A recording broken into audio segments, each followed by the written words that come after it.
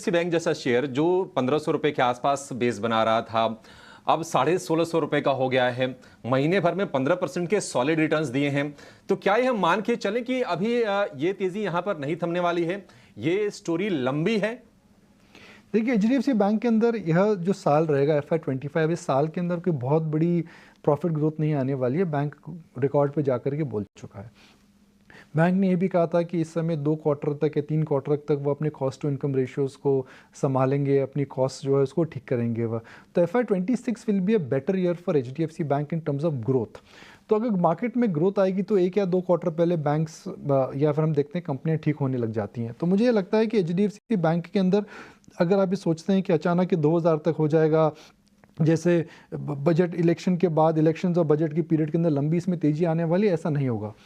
मगर हम शायद लास्ट वीक भी बात कर रहे थे, हमने एसबीआई का चार्ट दिखाया था और हमने एचडीएफसी बैंक का 1 मंथ का चार्ट दिखाया था। तो मेरा उस समय भी यही मानना था कि इनके अंदर जो आउट परफॉर्मेंस है अब विजिबल है, या आउट परफॉर्मेंस बढ़ता रहेगा। 1 महीने में 8-9% का आउट परफॉर्मेंस है। डायरेक्टर साहब स्टॉक फायर करे 13% का हो चुका है। एसबीआई के अंदर आप देखें तो 3 या 3.5% का मूव है। देख लेते हैं 1 महीने का गेन, क्योंकि आज बड़ा गेन है तो उससे काफ़ी ज़्यादा उछाल आ रहा है। देखिए जी, एसबीआई के अंदर 5% है, तो 10% के आसपास, 9 से 10% के आसपास का 1 महीने का चेंज है। अब यह धीरे धीरे बढ़ता रहेगा मुझे लगता है। तो एसबीआई और इसके अंदर जो गैप है, मुझे गैप लगता है कि हर क्वार्टर के अंदर 1-2%, 2.5-3% बढ़ता रहेगा।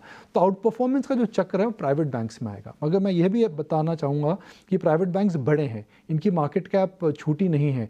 इनकी मार्केट कैप्स जो हैं इतनी अचानक नहीं बढ़ सकती हैं, because they are benchmark stocks. Benchmark stocks के अंदर जो आउट परफॉर्मेंस की तुलना करते हैं वो निफ्टी से करते हैं, सेक्टर से करते हैं। तो मुझे लगता है कि बैंक्स, खासकर 2 या 3 बैंक्स जो निफ्टी को अंडर परफॉर्म कर रहे थे, वो आउट परफॉर्म करेंगे। और प्राइवेट बैंक्स और पीएसयू बैंक्स के अंदर जो आउट परफॉर्मेंस था, PSUs were doing much better than private banks. मुझे लगता है कि उसके अंदर थोड़ा थोड़ा अब कंप्रेशन आएगा आ रहा है। अगर ट्रेंड मैं भी देखना चाहूँगा, क्या आ रहा है जी? अगर आप देखिए तो एक कोविड के बाद जो है एचडीएफसी बैंक करीब 12% ऊपर है। उसी प्रकार आप एसबीआई को देखें, जो हम 2 बड़े बैंकों की तुलना कर रहे हैं, एसबीआई डबल हो चुका है। अब आप आईसीआईसीआई, अब आप और किसी प्राइवेट बैंक को देख लें। अगर आप देखें, सपोज एक्सिस बैंक को देखें और अब आप बैंक ऑफ बड़ौदा को देख लीजिए, तो आईसीआईसीआई बैंक 84% ऊपर है। फिर आप देखिए बैंक ऑफ बड़ौदा को, बैंक ऑफ बड़ौदा के अंदर आप देखेंगे तो एक्सिस बैंक में 68% का उछाल है। बैंक ऑफ बड़ौदा को देखिए, बैंक ऑफ बड़ौदा में 2.5 गुना उछाल है। तो ये जो बड़ा मूव आया था बैंक्स के अंदर आउट परफॉर्मेंस का, मुझे लगता है कि वह अब थोड़ा ट्रिम डाउन होने लगेगा। सेकंड, अगर रूरल इकॉनमी वापस आती है जो लग रहा है, तो मुझे लगता है कि रिटेल फ्रेंचाइज जिनकी भी ज़्यादा है वो अच्छी हो जाएगी।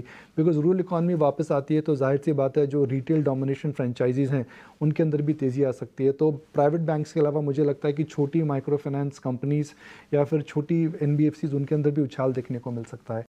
तीसरा मेरा मानना है कि कोटक महिंद्रा बैंक, क्योंकि इस समय स्पेशल सिचुएशन स्टॉक हो रखा है, उसके अंदर आरबीआई के रिस्ट्रिक्शंस आ रखे हैं, उसको इक्वेशन से निकाल देना चाहिए। तो एक जनरलाइजेशन हमें अभिषेक नहीं करना चाहिए कि पीएसयू बैंक्स में ज़्यादा पैसा बनेगा या फिर प्राइवेट बैंक्स में ज़्यादा पैसा बनेगा। मुझे लगता है कि प्राइवेट बैंक्स, बैंकिंग सेक्टर के अच्छे दिन हैं और अच्छे दिन रहेंगे। एनपीए की कंसर्न्स नहीं है, ग्रोथ अच्छी है, मॉनसून अच्छा लगता है आएगा, प्राइवेट सेक्टर केपेक्स हो रहा है और रिटेल बैलेंस शीट्स में इस समय समस्या नहीं है। तो कुल मिलाकर के बैंकिंग में अच्छा आउट परफॉर्मेंस है। उसके अंदर आपको वह फ्रेंचाइजीज देखनी पड़ेंगी जहाँ पर वैल्यूएशंस ठीक ठाक हैं, जिनकी कासा अच्छी है, जिनकी फी बेस्ड इनकम है और जिनको लायबिलिटी की वजह से समस्या नहीं हो रही है।